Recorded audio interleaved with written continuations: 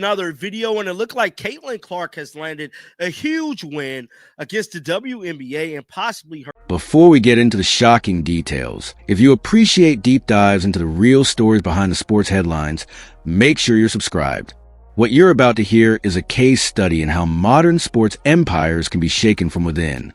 The WNBA has never been more visible, its games have never been more profitable, and its stars have never been more famous. Yet, in the middle of this historic rise, the league's own leadership is facing a mutiny not from its players, but from its own fans. This is the story of how Commissioner Kathy Engelbert's carefully crafted corporate playbook was torn to shreds by a single rookie. This isn't just about basketball. It's about a silent war fought in press releases, on social media, and in the cold calculus of corporate boardrooms. And at the center of it all was Caitlin Clark, the one person who never raised her voice, yet somehow ended up changing the entire game forever. I feel as if Aaron Kane and their company hasn't been standing up for Caitlin when it comes to her getting off the ball, when it comes to referees, when it comes to the disrespect from players and the league, and the way Kathy sneaked this in, and all these said things that is steady happening. It all started with a moment of violence masquerading as competition. It wasn't a hard foul. It was a body check, a move that would have looked more at home on a football field than a basketball court. The sound of the impact was audible even over the roar of the crowd. For a split second, the game stood still. This wasn't play on the ball. It was a blatant, unprofessional, and dangerous act that crossed a clear line. The video clip, captured from multiple angles, spread like a digital wildfire. It was replayed, slowed down, and analyzed on every major sports network and social media platform. The court of public opinion convened instantly, and the verdict was unanimous. This was something different. This was targeted. I had to talk about a story that's very, very important. And albeit indirectly, it involves Caitlin Clark, the Department of Justice, and quite possibly the President of the United States himself. Somebody got to say it, so I'm going to say it. But one thing I will not do is take credit for this. I am looking at the Wall Street Journal. But what happened next was even more revealing than the foul itself. It was the institutional response, or more accurately, the profound lack of one. The referees on the court, the arbiters of the game's rules, seemed to look the other way, issuing a penalty that felt to millions like a mere slap on the wrist, a symbolic gesture that failed to match the severity of the action. Then, the digital silence descended. The league's official social media channels, which are always lightning fast to post highlights of a dramatic three-pointer or a celebratory moment, went completely and utterly silent. There was no clip, no statement, no acknowledgement. It was as if the event had been digitally erased from the WNBA's curated reality, and from the commissioner's office, there was only a void.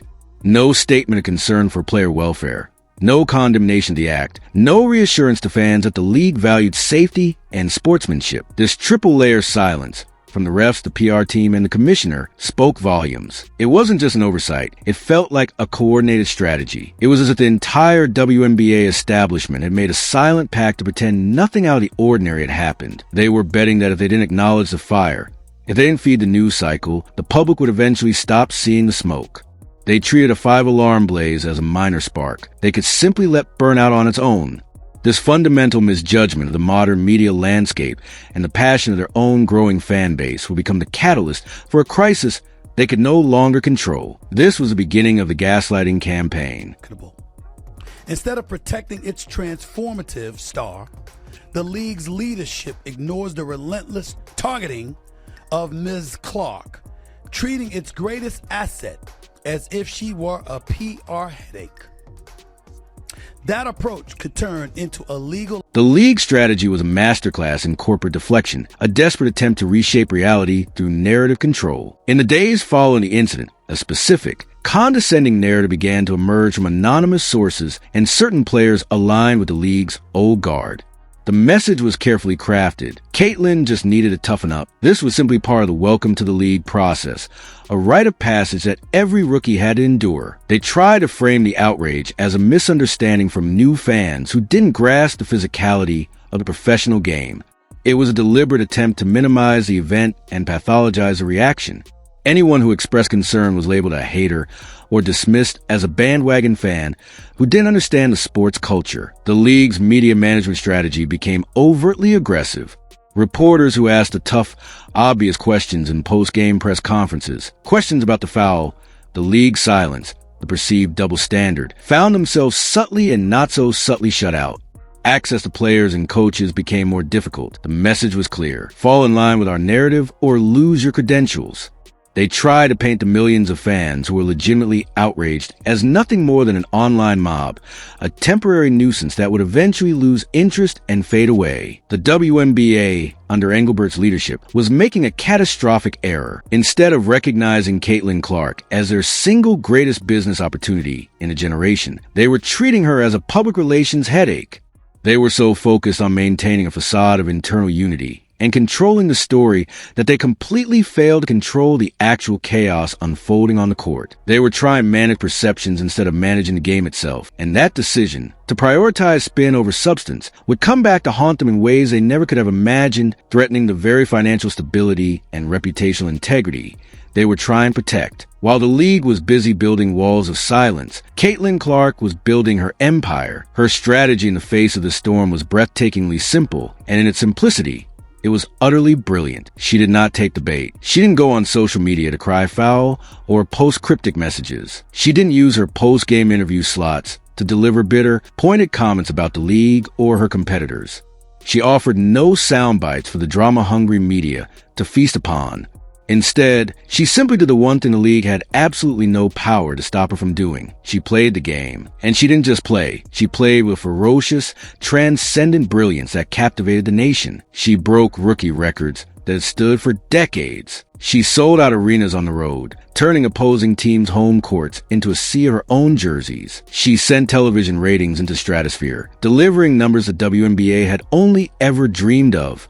Every deep, logo three-pointer she sank was more than just points on the board. It was a quiet, powerful rebuttal to the league's silence. Every roar from a sold-out crowd chanting her name was a mass protest against the official narrative being pushed from the league office. Her stoic professionalism in the face of targeted aggression made the league's panic in action look increasingly petty, irresponsible, and amateurish. She held all the power, not because she demanded it, but because she embodied it. She was a show. The people paying skyrocketing prices for tickets and the millions tuning in on TV were there to see her.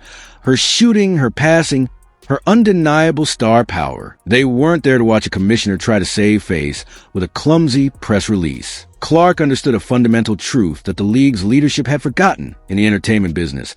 The talent is the product. And by being the most compelling product the league had ever seen, she made herself untouchable, forcing the entire machinery of the WNBA to eventually bend to her silent, unstoppable will. Then, the dominoes began to fall. The first tremors of real consequence weren't felt in the sports pages or on the talk shows, but in the hushed, high-stakes world of the business section.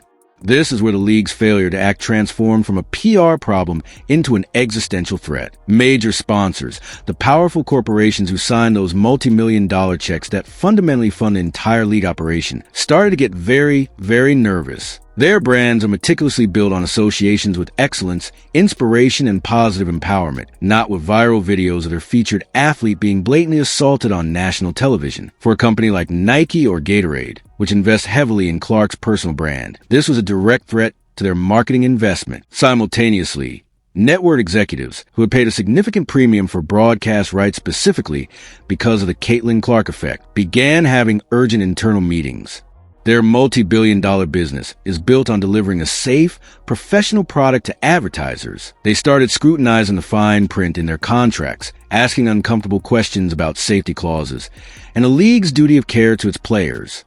But the real game changer, the moment the situation escalated beyond sports, was a subtle but seismic shift in language. The conversation in the media and among fans evolved. The word foul was replaced by assault, and once that word entered the conversation, the entire framework of the discussion changed. Assault is not a basketball term. It's a legal one. And with that shift, a new kind of advisor inevitably entered the room. Lawyers. This was no longer just a sports debate about physical play. It was morphing into a potential workplace safety and liability nightmare.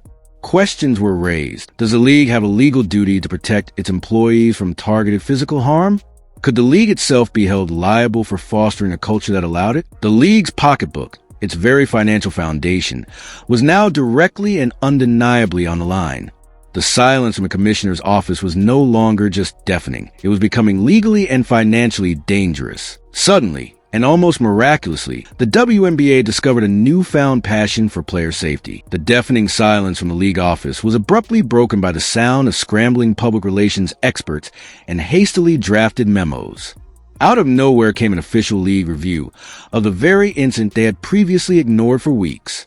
They announced updates to the player conduct rules they had previously refused to consistently enforce. To any objective observer, it was a transparent, cynical, and desperate attempt to close the barn door after the horse had not only escaped, but had already won the Kentucky Derby and was well on its way to a championship season.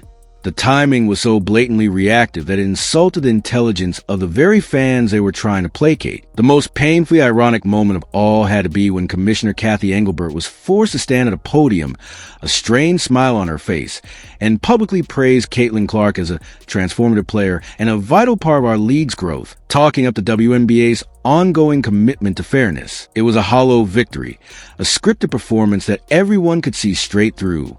The applause in the room felt manufactured, the words devoid of genuine conviction. She was being compelled to lavishly praise the very person her leadership had so publicly and systematically failed to protect. It wasn't a change of heart. It was a capitulation. She wasn't acting out a sudden moral epiphany about right and wrong on the basketball court. She was moving because the money and the lawyers had left her with no other choice. The league's actions were not a proactive measure to improve the sport, but a reactive shield against financial loss and legal liability, exposing a leadership style that was fundamentally reactive, not visionary, and forever tarnishing her tenure with the stain of this avoidable and self-inflicted crisis. The aftermath of this scandal has permanently altered the landscape of the WNBA, creating fractures and forcing evolutions that would define the league for years to come. While the immediate fire may have been put out with a press release and a revised rulebook, the structural damage to the league's credibility is profound.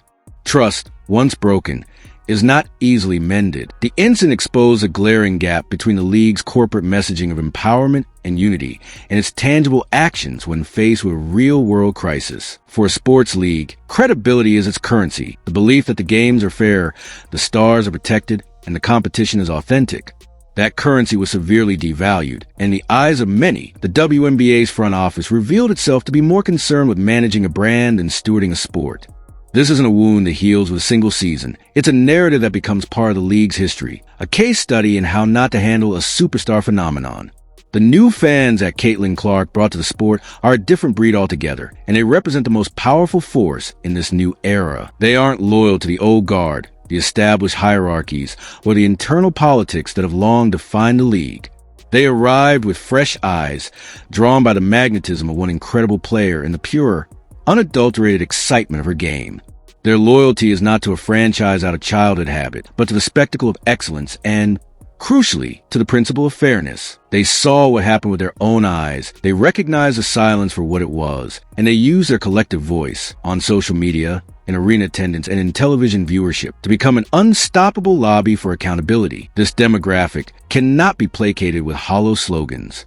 They are digitally native, media savvy, and they expect transparency. They will continue to watch, but they will do so with critical eye, ready to call out hypocrisy and double standards, ensuring that the league's leadership remains under a microscope it never asked for.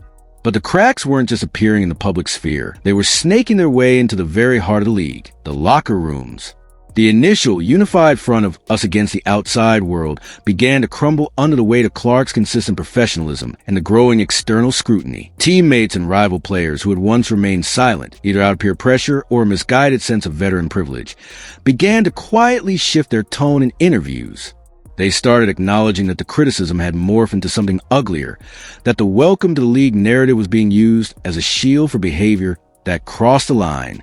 They saw that the relentless targeting wasn't just tough basketball. It was becoming a toxic sideshow that overshadowed their own talents and the game itself. The locker room was no longer a monolith united against the rookie. She was player by player, winning them over not with words, but with her quiet strength, her work ethic, and her undeniable commitment to winning. This internal shift was perhaps the most significant victory of all, proving that respect earned through performance is far more powerful than compliance demanded through silence. The league that Kathy Engelbert tried to control through PR spin and top-down narrative management is now a league that is being dragged toward accountability by its own audience. The power dynamic has fundamentally flipped. The commissioner's office no longer sets the tone. It reacts to the vibrations sent through the ecosystem by the fans, the sponsors, and the players themselves. This new reality demands a different kind of leadership, one that is proactive, transparent, and courageous enough to enforce its own rules even when it's politically inconvenient. The WNBA now operates in a world where every hard foul on a star player will be instantly measured against the Clark incident, where every moment of perceived officiating bias will be amplified into a viral controversy. The audience has been empowered, and there is no going back. Engelbert's legacy, regardless of what she accomplishes from here on out, will be forever intertwined with this pivotal moment, a moment where she underestimated a rookie, misjudged a fan base, and revealed that in today's sports landscape, authentic success cannot be manufactured in the boardroom. It must be earned on the court and respected in the front office. In the end, this is the story of a catastrophic miscalculation, a failure of vision that will be studied in sports business programs for years to come. Kathy Engelbert didn't just underestimate Caitlin Clark, the basketball player. She underestimated Caitlin Clark, the cultural phenomenon. She viewed her through an outdated lens, as just another talented rookie who should be grateful for her spot, rather than recognizing her as a generational market force who was single-handedly rewriting the league's business model. Engelbert underestimated the loyalty and intelligence of the modern sports fan, a collective that is no longer a passive consumer of content, but an active participant in the narrative, armed with social media megaphones and a keen eye for injustice. They couldn't be patronized with tired cliches about paying dues. They saw a star being targeted and a league looking the other way, and they refused to let it stand. But most of all, the commissioner underestimated the devastating, transformative power of silent, undeniable excellence. In a world addicted to loud arguments and public feuds, Clark's strategy was a masterstroke. She didn't need to sue the league, though the shadow of legal action certainly concentrated minds in the front office. She didn't need to lead a public protest or become a divisive figure. She simply had to be so exceptionally good, so undeniably marketable, and so unshakably professional that the league's failure to protect her became its own undeniable liability. She transformed herself from a victim of the system into a mirror held up to that system, reflecting its flaws with every record-breaking game and sold-out arena. She forced a multi-million-dollar corporation to change its rules and its public posture not by fighting it head-on, but by outshining it so completely that its failures were cast in a blinding, unforgiving light. The unraveling of Commissioner Engelbert authority in this saga serves as a stark, timeless lesson for any leader in any industry. You cannot silence the truth, especially when the truth is also the most exciting and profitable asset in your entire ecosystem. When the authentic narrative of a rising star, of fan passion, of a game being elevated, clashes with the official, controlled narrative from the top, the authentic one will almost always win. You can try to spin, obfuscate, and delay, but you cannot contain a story that people are living and breathing in real time. The league office attempted to manage the message, but Clark was the message. Every three-pointer was a headline, every assist was a statement, and every win was a confirmation that she was the new center of gravity in the WNBA universe. Leadership is not about control. It's about recognizing where true energy and value lie and channeling it, not attempting to suppress it. This episode proved that in the 21st century, the most powerful person in the room isn't always the one speaking from the podium. It's often the one letting their work speak for them, trusting that the world is smart enough to hear it. So, as the final buzzer sounds on this chapter, we turn it over to you. What is the ultimate takeaway from this entire saga? Do you believe this was a moment of instant, profound regret for the WNBA commissioner, a sudden realization that her entire strategy had collapsed? Or was this merely a temporary setback, a PR nightmare that the league will eventually paper over as Clark's rookie season fades into memory? Looking back, could the league have possibly handled this any worse? Was there a single point where a different decision, a swift suspension, a strong statement, a simple acknowledgement of the obvious, could have changed everything? Or was this a collision course in the moment a star of this magnitude entered a league unprepared for her? The floor is yours. Let us know your thoughts, your analysis, and your predictions in the comments below. This is a conversation about the future of sports, and your voice is a part of it. And if you want to be part of these deep dives into the untold stories that shape the world of sports and entertainment, be sure to hit that like button. It truly helps us grow. And subscribe for more content that goes beyond the headlines. Thanks for watching.